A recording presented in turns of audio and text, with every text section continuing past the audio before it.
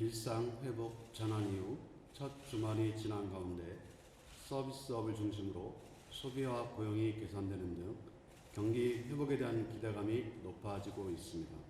하지만 방역 상황은 아직 녹록치 않은 상태입니다.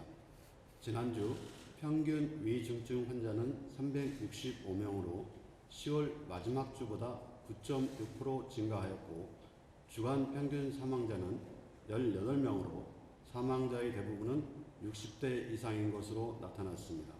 또한 지난주 평균 확진자 수는 2133명으로 10대 이하와 노년층을 중심으로 증가하고 있으며 9월 다섯째 주 이후 최고치를 기록한 가운데 5주 만에 다시 2000명대에 들어섰습니다.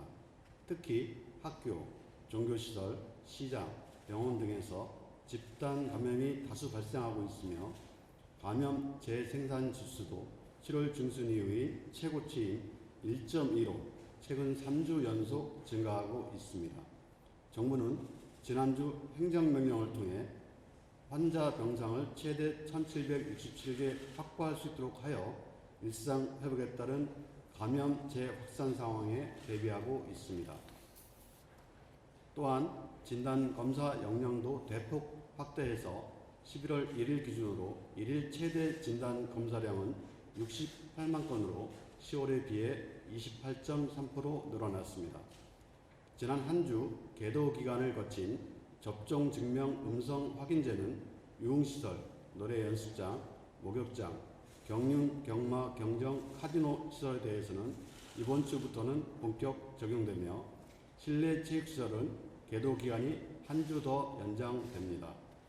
접종 완료자의 일상 회복을 지원하고 미접종자를 보호하기 위한 접종 증명 음성 확인제가 현장에 잘 안착할 수 있도록 사업주나 시설 관리자, 이용자께서는 적극적으로 협조하여 주시기 요청드립니다.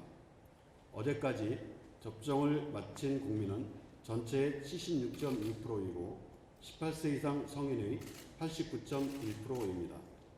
이번 주부터 얀센 접종자, 요양병원, 요양시설 관계자 213만 명에 대한 추가 접종이 시작됩니다. 대상자분들께서는 자기 순서에 접종을 반드시 받아주시기를 당부드립니다.